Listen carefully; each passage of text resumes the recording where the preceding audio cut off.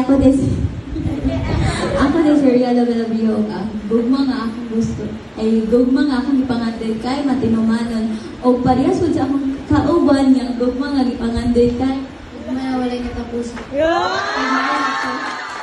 Well, grabe mo. Scripted to ating air ko yung related sa ato ang question o imuhang ma-remember nga inyong ipang share sa imuhang ka-grupo.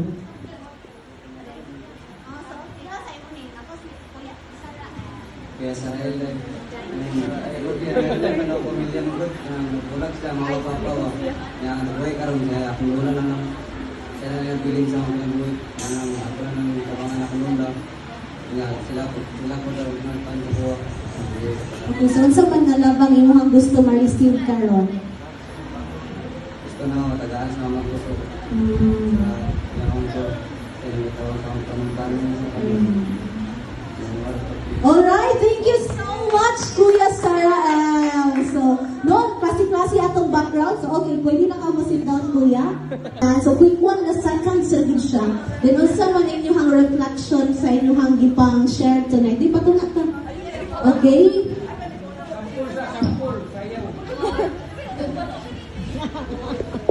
Good evening everyone.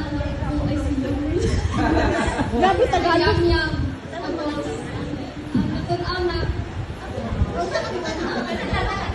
Ang ipangandoy nila ko sa tanan kay kwarta.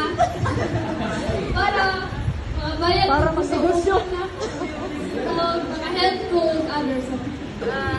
Okay, thank you so much, Ate Yamaya. Sa biyahe si Abigail. So, Ate Abigail, relate po sa question, kung sa nga klase nga gugma, manang imong ipangandoy ka na or sa imuhang ma-remember sa inyong team na ilahang ipang mention. My name is Abigail Muplasan. Complete name. Ang answer kay God's love. Kay pag wala ang God's love is dagan kay yung problema na dili nimo nga kanang masolusyonan.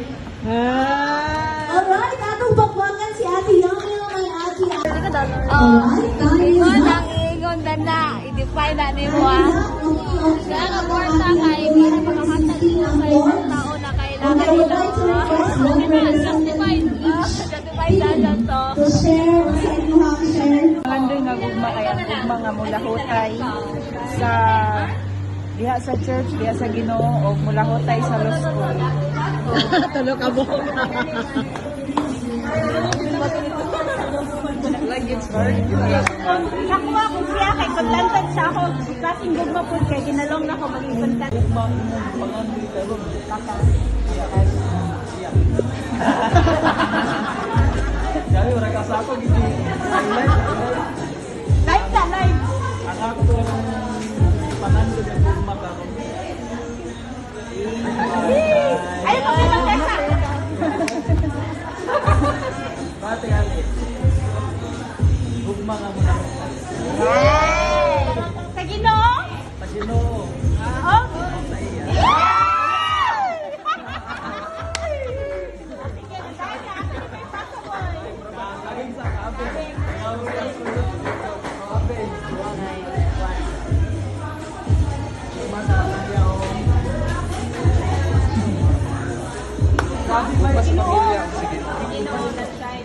Family and God. Kaya ka niyo may pasa. Alam mo sa kulabot. Alam mo sa kulabot. Exact ka.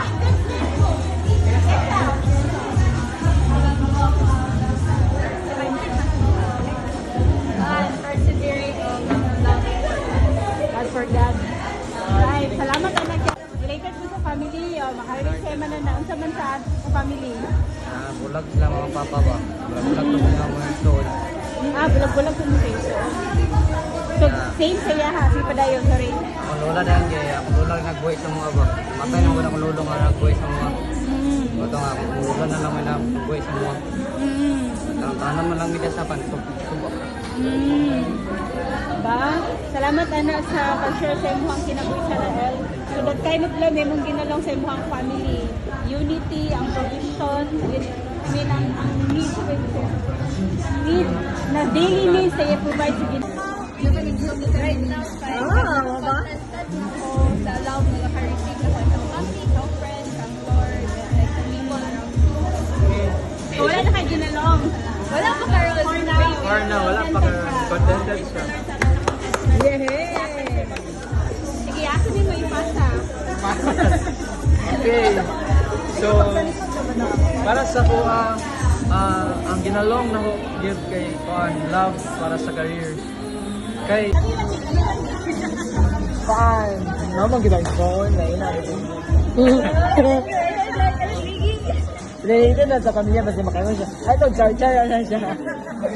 Pero, Kuan, God, family ties. Share lang, gitna ko, share. Kuan, biniting. Oh, kanang kuan man good broken ya kung mama at papa. Relax ka man. Ikaw na to na iyang po dara sa Ginoo. That's the kind of love na yung ginalaw karon na year. Sa family, ha? Iyasa ko kayo. Napaisa, dapat. Ayaw ilabay iyong heart, ha? Ayaw isa na sa ibutang ang iyong heart. Ayaw isa na sa ihatag inyong heart. Napay mo tubag? Kita man, kay Willie kung paminaw siyang answer. Ano kuya? Rafael, nailan ako sa imo. Kuya Rafael, ayun na. Mitintog ka siya. Kaya saan yung mga question, Ben? How do you express your love? Then, yung saan mo